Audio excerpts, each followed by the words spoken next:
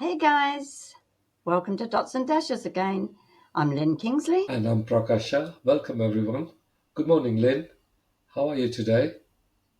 I'm very well, thank you. And you? I'm doing very good. Thank you very much. And I believe we are going to talk about this hot topic that's going around the parliament at the moment called Yes, assisted dying bill or yes. something. Have you got any ideas what is that all about and what's happening? Well, I think that with Digitas in Switzerland, personally, I don't think that people should be made to travel.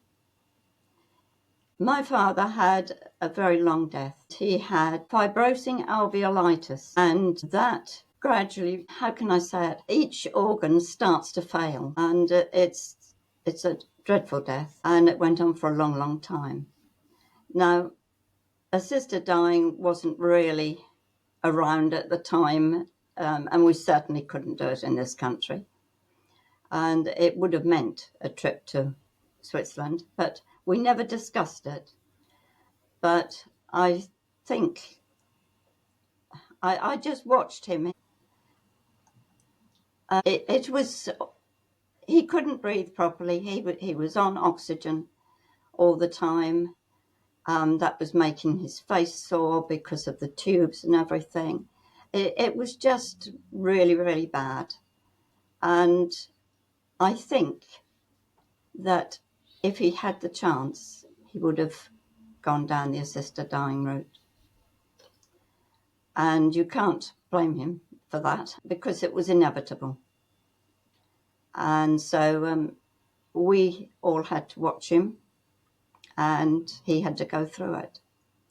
And I think that is very, very tough for the family as well as for the patient. So, yes, I'm all for it. I would not want my death to go on like that. If it's definitely a disease that cannot be treated and that there is no medication that can do it other than maybe painkillers or whatever the case may be, I wouldn't want to live like that. So, yes, I'm well behind it. I can understand that because of the difficult time you had with your father. Um, for me as a pharmacist, it's very difficult to go which way I lean. I'm sort of one way or the other because as a retired pharmacist, it was my job to help people with the medication, make sure they are getting better rather than getting worse, and to provide Yes, them with good medication, good advice to live as long as they possibly can. Similar with the doctors, they've got this oath which they've taken to protect lives. So there must be a very difficult decision for them as well. And the whole bill itself is, I think, they need to sort it out properly exactly how it would happen if anybody was allowed to go along that route. I think it was started it initially by, is it Esther Ranson and her daughter? yes, And they started promoting it in the UK.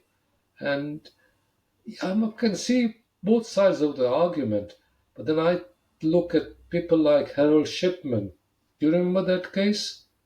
oh, yes. Oh, And he was allowed to give high quality addictive opioids to people, and he actually was murdering them. So if that sort of thing, you need to have a very fine balance before it actually becomes law, and very fine yeah. guidelines before one can decide on whether a person is allowed to live or die. And it has to be somehow the decision of the person themselves rather than anybody else decide for them. Do you agree? Yes, I do. The only thing that we have in this country is what do you call it when they Hospices? non-resuscitation. No, You know, whatever it's called, I've forgotten now. But I signed up for both of my parents, mm, and well, Mum done it for Dad actually, but I mean I was behind her. yeah. Yeah, do not resuscitate. That's what I was trying to think of. And so, in a way, that's not assisted dying, but you are making a decision for that person with Yeah. their knowledge, of course. Your dad had said no resuscitation, and the same with Mum. Yeah. And I would also give it for myself if I was ill, to the extent that they both were, in different ways. Yeah. But that's as far as it goes. And I think it would be nicer if you could just simply have a drug and just pass away. Do you think at that stage of life, if a person's really, really ill and they're feeling really poorly, are they able to actually decide for themselves? I'm not sure. Sometimes we have to give power of attorneys to our whoever we decide to give the power of attorney to about the health issues, and it's any putting the pressure on them, and to make a decision, which they may not be happy to do. Yeah. And yes, there will be some people that, well, I'm not going to do it. It's like signing a death warrant. And of course, there will be people that will do it because they don't want them to live. So there's that side, that's the dark side. But for normal people who have got a brain and nasty tendencies about them, then yes, I think it's got to be written up in the right way, Yeah. and it's got to be sort of, Foolproof in a way. yes, as foolproof as you can get it. Um, I mean, we heard a lot of stories in the last couple of years about MND, motor neuron disease. I mean, this rugby Mm. player, he was really suffering in the end. And in that case, maybe the bill would help if so that they didn't suffer too much. But then, if you look at the family you leave behind, and I know. it's so difficult. It's just I don't know. We just have to wait and see how this bill goes, really. And I don't know what decision I would have to take. It really depends on the circumstances and the context it happens for myself, you know? Yes, it does. Yes, So, yeah, anyway, I think I've lost for words actually on this at the moment. I can't think of anything else to say, really, till it actually happens.